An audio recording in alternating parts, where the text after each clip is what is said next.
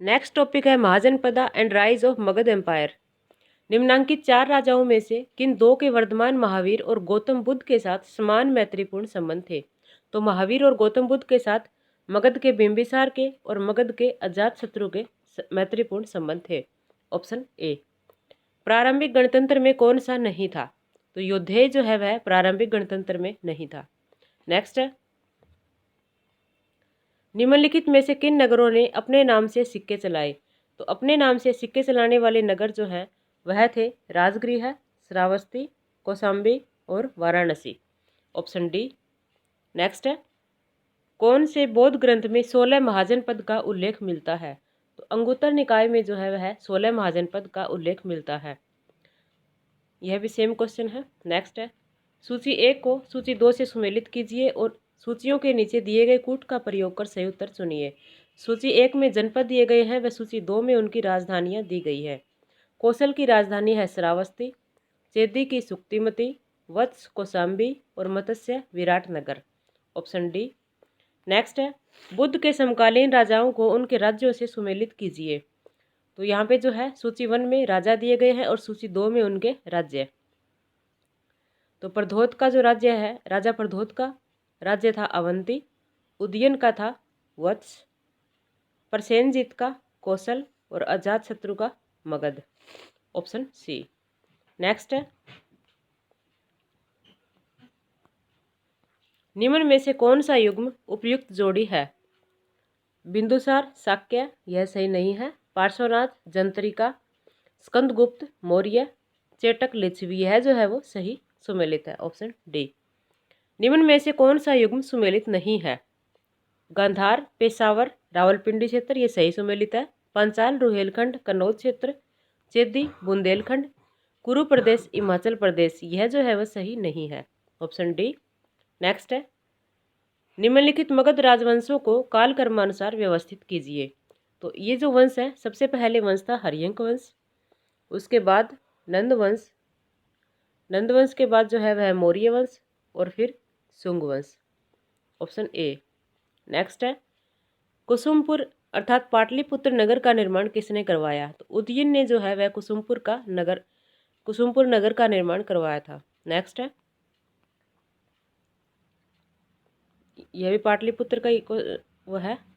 Next देख लेते हैं, किस प्राचीन नगर के अवशेष कुम्भरहार स्थल से प्राप्त हुए हैं? तो पाटलिपुत्र के अवशेष जो है वह कुम्भरहार से प्राप्त हुए हैं। नेक्स्ट है, सूची 1 को सूची 2 से सुमेलित कीजिए और सूचियों के नीचे दिए गए कूट से सही उत्तर का चयन कीजिए। सूची 1 में राज्य दिए गए हैं वह सूची 2 में प्रमुख नगर दिए गए हैं। तो अस्मक का जो प्रमुख नगर है वह है पोतन, उसके बाद अवंती का महिष्मती, कलिंग का दंतपुर और सोवीर का रोरुक।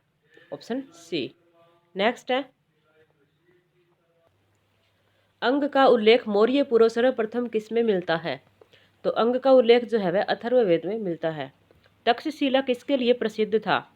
तक्षशिला वाणिज्य और व्यापार के लिए, विद्या और अध्ययन के लिए, कला और शिल्प के लिए, इन सभी के लिए प्रसिद्ध था।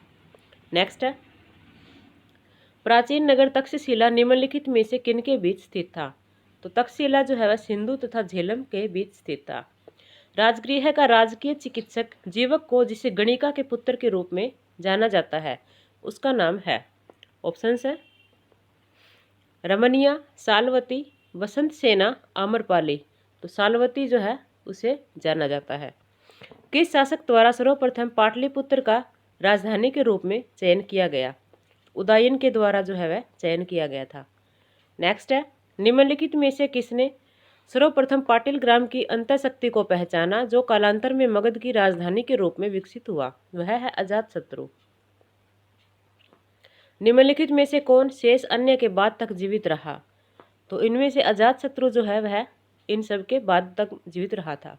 नेक्स्ट है, निम्नलिखित में से कौन सा एक अन्य तीनों के समसामयिक नहीं था? तो मिलिंद जो है वह इनके समसामयिक नहीं था। अजातशत्रु के वंश का नाम क्या था? अजातशत्रु हर्यंक वंश का शासक था। नेक्स्ट है, प्रथम मगध साम्राज्य का उत्कर्ष किस शताब्दी में हुआ था? तो ईसा पूर्व 6वीं शताब्दी में हुआ था। मगध का कौन सा सम्राट एप्रो परशुराम के नाम से जाना जाता है। तो महापद्मनंद जो है वह एप्रो परशुराम के नाम से जाने जाते हैं। नेक्स्ट है, अजातशत्रु ने पूर्वी भारत पर मगध का आधिपत्य स्थापित करने के लिए निम्नलिखित में से किस गणराज्य के साथ 16 वर्षों तक युद्ध किया? तो वैशाली के लिच्छवी के साथ। मगध की प्रथम राजधानी कौन सी थी? ग्रीव्रज अथवा राजगृह जो है वह मगध की प्रथम राजधानी थी। मगध के किस आरंभिक शासक ने राज्यारोहण के लिए अपने पिता की हत्या की और स्वयं इसी कारणवश अपने पुत्र द्वारा मारा गया? वह शासक था अजातशत्रु। नेक्स्ट है, मालवा क्षेत्र पर मगध की सत्ता का विस्तार निम्न में से किसके शासनकाल में हुआ था? शिशुनाग के शासनकाल में हुआ था। नेक्स्ट है, योद्धेय सिक्कों पर किस देवता का अंकन मिलता है? तो कार्तिकेय का अंकन जो है वह योद्धेय सिक्कों पर मिलता है। निम्नलिखित में से कौन सा स्थान योद्धेयों की टकसाल केंद्र था? रोहतक योद्धेयों की टकसाल केंद्र था। निम्नलिखित में से कौन एक मगध साम्राज्य की राजधानी नहीं रहा? तो कौशाम्बी जो है वह मगध की राजधानी नहीं रहा। नंद राज्य का संस्थापक कौन था? महापद्मनंद नंद राज्य का संस्थापक था। अजातशत्रु के उत्तराधिकारी दर्शक का उल्लेख किस ग्रंथ में मिलता है? इनका उल्लेख परिशिष्ट पर्वन में मिलता है। 6वीं शताब्दी ईसा पूर्व सुक्तिमती राजधानी थी। सुक्तिमती जो है वह चेदी की राजधानी थी। नेक्स्ट है, प्राचीनतम भारतीय सिक्के निम्नांकित से पहले के नहीं है। तो 5वीं शताब्दी पूर्व से पहले के नहीं है। प्राचीन श्रावस्ती का नगर विन्यास किस आकृति का है? अर्धचंद्राकार आकृति का है। नेक्स्ट है, निम्नलिखित में से कौन सा एक ईसा पूर्व 6वीं शताब्दी में प्रारंभ में भारत का सर्वाधिक शक्तिशाली नगर राज्य था? तो वह था काशी। क्षेत्रीय जन योद्धेय केवल निम्नांकित देवता के उपासक थे। कार्तिकेय के उपासक थे। नेक्स्ट है, विश्व का पहला गणतंत्र वैशाली में किसके द्वारा स्थापित किया गया? तो लिच्छवियों के द्वारा जो है वह स्थापित किया गया था। चंपा किस महाजनपद की राजधानी थी? अंग की राजधानी थी चंपा। नेक्स्ट है, महाभारत के अनुसार उत्तरी पंचाल की राजधानी स्थित थी। उत्तरी पंचाल की राजधानी थी अहिछत्रपुर। किस आधुनिक अंचल से प्राचीन पंचाल की पहचान की जा सकती है? रुहेलखंड से जो है वह पंचाल की पहचान की जा सकती है।